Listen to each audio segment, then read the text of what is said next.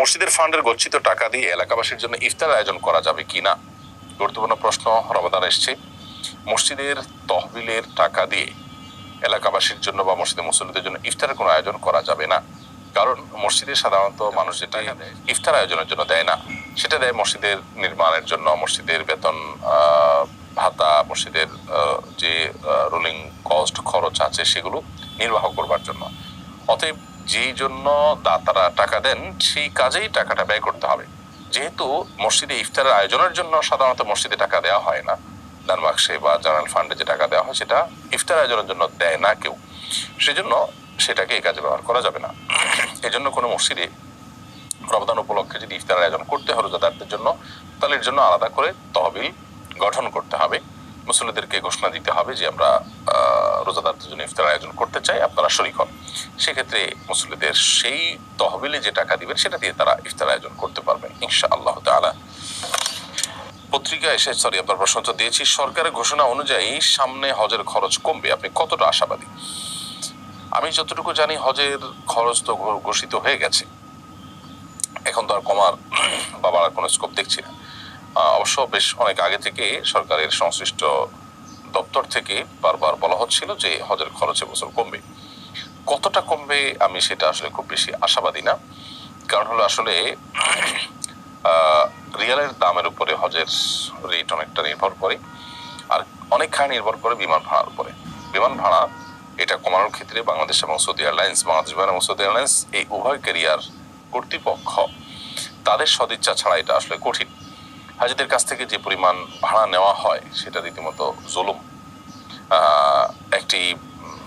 একজন যাত্রীর জন্য বিমান যাওয়া আসার যে খরচ, সেটার খরচ নেওয়া হয় ডাবল।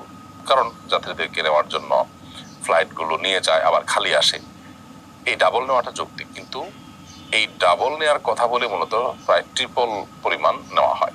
এটা একটা দুর্ভাগ্যজনক বাস্তবতা। তো এটা কমা উচিত এবং এটা কমানোর পরে আন্তরিকতা থাকা দরকার, কিন্তু এত অল্প সময়ের ভিতরে সেটা আদৌ হবে বলে আমরা জানি না। তবে হ্যাঁ, সরকার যে সদিচ্ছা পোষণ করেছে, চেষ্টা করেছে, নির্বাচনের একজন প্রার্থী কিছুদিন আগে বলেছেন তিনি নির্বাচিত হলে হজযাত্রী প্রতি 30,000 টাকা অতিরিক্ত নিয়ে এজেন্সিগুলোর মধ্যে ভাগ করে দিবেন। এই অভিপ্রায় শরীয়তের দৃষ্টিকোণ থেকে সঙ্গত কিনা? শরীয়তের দৃষ্টিকোণ থেকে সঙ্গত হওয়ার তো প্রশ্নই ওঠে না।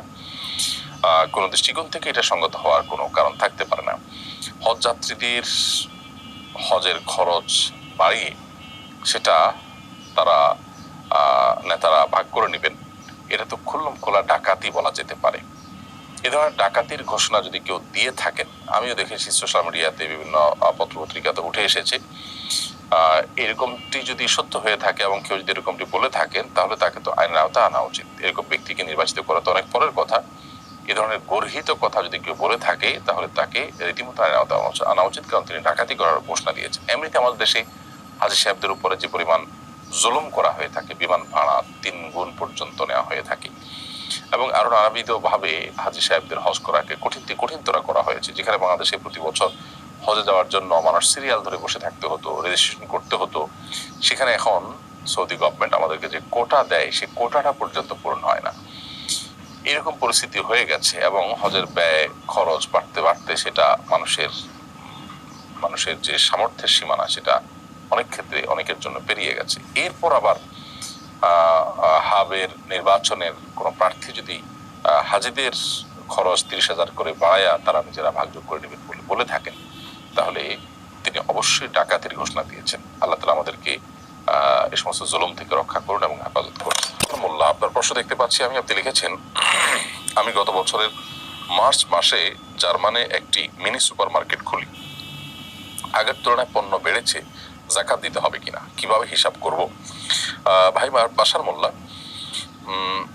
আপনি যে মিনি সুপার মার্কেট খুলেছেন, প্রতিদিন সেখানে মাল কিছু বিক্রি হয়, নতুন কিছু মাল ঢোকে, তো এগুলো প্রতিদিন হিসেব করার দরকার নেই, বরং বছর শেষে আপনি যখন যাকাতের হিসেব করবেন তখন আপনার স্টকে দোকানে যে পরিমাণ মাল আছে, দোকানে গোডাউনে সব মিলিয়ে যে পরিমাণ মাল আছে, সেটার যে ভ্যালু, মার্কেট ভ্যালু, যেটা বিক্রি করলে এখন কি দাম হবে, সেটা হিসাব করে বের করে তার 2.5% যাকাত আপনি দিবেন।